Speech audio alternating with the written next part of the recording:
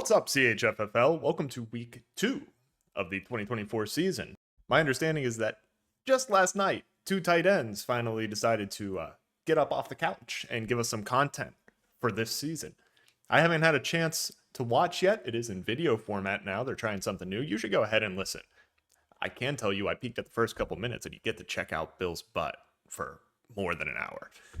So anyway, there might be a little overlapping content because I haven't gotten to listen to that and see what all they talked about. Hopefully they focused a little bit on the draft itself because I'm going to focus on just week 1 recap and week 2 previews. Before we get into the recap though, we have a trade review to conduct. Parker and Max was first to break the seal on trading this year with DK Metcalf for Kenneth Walker. Metcalf going to Parker and Walker going to Max. Now Max took DK Metcalf first pick in the 3rd round when he was at the turn there. He took Moore and Metcalf, that combo. Parker took Walker 6 picks later in the 3rd round. But Max, Christian McCaffrey missing week 1. He's going to miss week 2. And they're talking about maybe putting him on IR. Definitely needs some running back help. So I understand it from his perspective. From Big Pa's perspective, he was the opposite, loaded up on running backs, could use the receiver help. Plugs in nicely for both teams from that perspective. From a value perspective, with Metcalf having gone a little earlier, I think Parker may have gotten a bit of a win here. Fantasy Pros rest of season rankings right now, though, has Walker at 25 and Metcalf down at 49. Now, the sad part is that Walker himself is dealing with an oblique injury and will likely miss week 2, so Max needs even more help at running back, which is a good transition into our waiver wire for week 1. Max was able to pick up Jordan Mason for the games of week 1, ended up being a pretty decent substitute, so hopefully that is something to keep him going until Walker is able to get back. Then the running back position can be strong. Eventually CMC will come back, and then Max has a potential 2-headed monster. The biggest waiver wire bid was Tyler Johnson, receiver for the Rams, $22. He went to Grant, who lost Puka Nacua for at least a few weeks, trying to salvage something there. Really sucks for Grant, and this is kind of what happened to our team last year. Derek and I, we had a good draft. We had a good starting roster, but we were just down on those initial projections because we weren't going to have depth. So when we lost Chubb, if you don't have anybody good on your bench because you traded all your mid-round picks, you're kind of screwed with a big injury. Alexander Madison also went to Grant after he got a lot of receiving work in week 1. It does seem like Zeus is the lead back, but for PPR league, Madison may have more value and Bill may regret counting on one dog as his RB2, even though his RB1 dog is killing me so far this week. Parker went for a wide receiver on the Rams, paying $16 for Demarcus Robinson, maybe thinking that he's going to get an even greater increase than Tyler Johnson. Grant was the only person who bid on Tyler Johnson, by the way, at $22, and Parker was the only one who bid on Demarcus Robinson. So most of the league thinks, if I can't have Cooper Kupp, I don't really want any of those wide receivers. Jeff Wilson went to Bill for $15, with Mostert going to be out. Achane was questionable, but he did end up playing and having a good game. Wilson, not as sneaky of a start as Bill may have thought. Justice Hill, $8 to Minnie, picking up some running back help. Alan Lazard to Marty for $6. And Lazard's that guy, he's going to be a flex all year. He's the unsexiest receiver in the league, but Rodgers loves him and will feed him a few catches every game. So I got to respect the pickup. Not something I wanted to go for because I'm trying to build a super team, but got to respect the pickup. Going to get Marty some points every week. Parker added the Texans defense for $5. They play Chicago in week 2, so looking for some turnovers from rookie Caleb Williams. Marty also paid $3 for kicker Jake Moody. He got to watch Michigan get their butts kicked last weekend. Now on to a quick week 1 recap. My Kamala's Bad Slurp Day had a solid win over Wes, 149-115. Bill's Diddy Kincaid Racing also started out 1-0, 123 over the Pook Nukums, so I'm sure there was a little trash talking on that episode of 2 Tight Ends this week. Max and the Koopa Troopas surprised in week 1, 141 over Parker's GoldenEye 64's 112. Anthony Richardson looks like a great value keeper for Max. Jordan Mason, good fill-in for CMC, and Isaiah Likely, of course, had the big game. We already spoke about that on the last episode. Over in the PS2 conference, Mark and the Aku Aku were your week 1 team of the week. So The analysis on the post-draft roundtable that Mark's team was looking good certainly seems to be the case through 27 points to A.J. Brown and 32 to Cooper Kupp. That'll do it. Mark's strategy of dominating with top-tier wide receivers looks to be going well so far, especially with the Puka injury. Now Cooper Kupp is the only guy Stafford's going to be feeding. In a battle of the invalids, Minnie gets a win, 88 to Marty's 86. The two lowest scores in the league. Marty owes us a shot. And finally, the game of the week, Stan just a few points behind Mark for team of the week. It gets 150 over Banis is 112. Really disappointing performances from Burrow and Amon-Ra St. Brown. I have to be a little worried about Burrow as the owner in the Dynasty League. Really not liking. He already looked shaky last week. How long are we going to be waiting for him to be the Burrow that we remember? For Stan, if I were you, I would count on getting 54 points from your kicker and defense every week. That seems sustainable. Actually, if you eliminate defense and kickers, my quick mental math tells me that Stan loses this game. That's kind of crazy considering the gap that ended up having. Banis got screwed. Now let's get into our week 2 previews. We're going to start with Minnie's freshly named Sonic Spring to Rings versus Banis's Les Enfants Terribles. I am a little curious which of the PS2 Sonic games Minnie is referring to, so I can know which memes to use most effectively in these videos.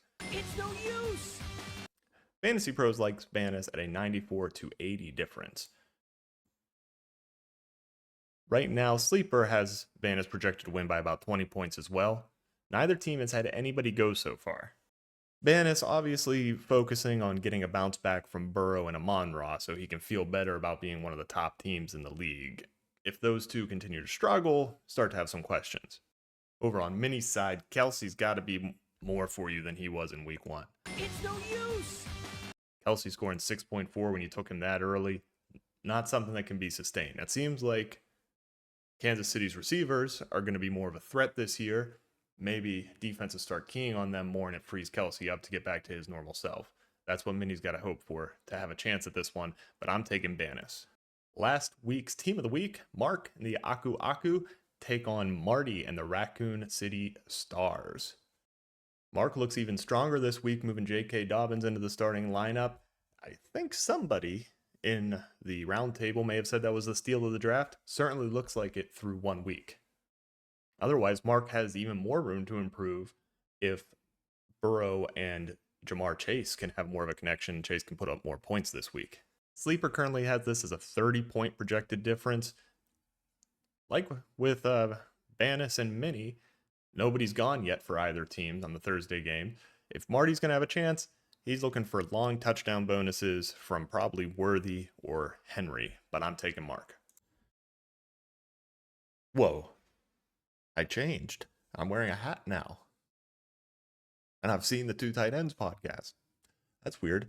All right, let's talk about Tony Hawk and Need for Speed, Rice's Revenge. Swan against Stan. Stan coming off a really, really strong week 1, largely fueled by his kicker and defense. Swan got a great 33.5 points from Devin Achan on Thursday. So right now, Sleeper likes Swan by a good bit, 144 to 121. Fantasy Pros has them right next to each other at a 90 to 91 before that game. So it kind of makes sense. Swan gets a big overperformance. He's now expected to win. Stan rolling with the hot hand. Cody Parkinson fresh off the waivers with Puka out for a little bit. I think he's going to get sprinkled with targets. I like that start a good bit. Stan does still have some places he can make up points. Jackson could outscore Murray. Swift could have another bad game because Chicago's offense is just bad. So that Najee gets into the end zone, could outscore him. Jefferson Rice, obviously not a matchup Stan thinks he's going to win, but Jefferson only had 15 week 1. Could stay kind of at that more normal human place. Marvin Harrison Jr. versus CeeDee Lamb. Obviously, Lamb could score a lot. So Stan has some ways to make this one up. Defensively, I like Swan's Baltimore playing Vegas a lot more than Chicago playing Houston. Chicago's defense might be good, but I'm thinking about the offenses there and the matchups. That puts me to a point where I can't pick Stan. I'm taking Swan. Now we're getting over to the N64 conference. Let's start with the Puka Nukem 64. Grant, how do you want that pronounced? Because it's written as puke. Do you want it to be Puka Nukums? Puka Nukums? Puka Nukums would be an A. Anyway, the Puke Nukem 64 versus the Koopa Troopas Max. Max coming off that surprising week 1 that put a lot of people in their place. Fantasy Pros has Max up 10, 81 to 71. And Sleeper still likes Max a little bit, even with the bad kicker performance. The projection's a little low right now because Sleeper doesn't look like Walker's going to play. Max still has Walker in the starting lineup. Probably go to Rico Dottle and just have a bit of a floor from workload. Not exciting, though. Grant with Puka out now is Brandon Cooks, Terry McLaurin, and DeAndre Hopkins in there as wide receivers and flex. Taysom Hill in as tight end. Grant's just not the kind of lineup I can get excited about. I also think after Likely's big week 1, it's weird that he's being projected pretty low in week 2. Like, I would ride that until it's shown that Andrews is still the true tight end 1 of that offense. I count Likely as being a good start. I'm going with Max here. Next, Parker's GoldenEye 64 and Wes Run Rashada Run. Both teams come in at 0-1. Both probably disappointed with how the first week turned out. Wes, of course, ran into my team, and I had a pretty hot week. Parker, though, dropping 1 to Max was not how he wanted to start the season. And it's not looking good this week for Parker either. Allen only had 11.76 on Thursday as Buffalo leaned on James Cook a lot. And Coleman did not catch a single pass, only 1 target. So Parker looking at 11 points from 2 players where you normally would expect one of them to score over 20. Fantasy Pros did like Parker by a slim margin, 3 points, but Sleeper now has Wes projected to win by 9 after those bad performances. One matchup here I'm highlighting is DK Metcalf versus Malik Nabers. Nabers with 11 points in week 1 was pretty good, but both of these guys were drafted high and didn't hit it really in week 1. So I'd like to see if Parker's going to feel good about that trade with a good performance from DK this week, or if Nabers is going to have a chance to break out. Looking at the 2 teams, I like Parker to rebound and pull this out. I'm going to go against the current Sleeper projections and pick Parker. And finally, our game of the week. A lot of players have already gone, but I think this inevitably had to be the game of the week. My Kamala's Bad Slurp Day against Bill's Diddy Kincaid Racing. A lot of players on Thursday. I got 8.5 from Jalen Waddle, and Bill got a pretty mixed bag. James Cook, 28.5 points. Thank goodness the dogs pulled it out last night. That was giving me anxiety. Jeff Wilson, though, only 3.2. Tyreek Hill, 6.6. And Dalton Kincaid, 7.3. How Bill and I are affected by Tua's injury, which could sideline him for a while, remains to be seen. I own Waddle everywhere. So a little nervous there, but that's a next week problem. Fantasy Pros had me at an advantage before the Thursday games, and now Sleeper has a projected win of 16 points for me. The Bill overall, even though James Cook greatly outperformed, he didn't get as many points in total as he would have liked on Thursday. Mahomes and Hurts is an interesting matchup at quarterback. Mahomes, we did learn that Hollywood Brown not going to play in the regular season, so that's one of his new toys I was expecting him to have that he's just not going to have.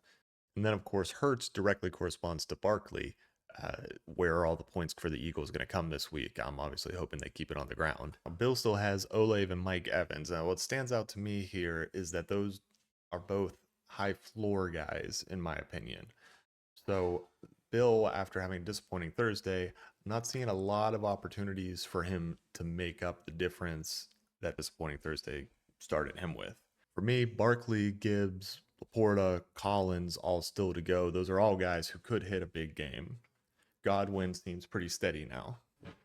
It's a little vain, but I think I've got to stick with myself. It still, to me, is the game of the week because these were our top 2 teams going into the draft. And then coming out of the draft, Mark definitely looked a lot stronger. I feel really good about my preview prediction that Mark would outperform because his team looks really good. And I have to say, I agree with 2 tight ends that Mark is the strongest team in the league right now. I would have thought we were about tied until Tua went down, and that really, to me, weakens my wide receiver 1 in Waddle. And Mark only looks stronger with Puka missing some time and Cooper Kupp getting in there.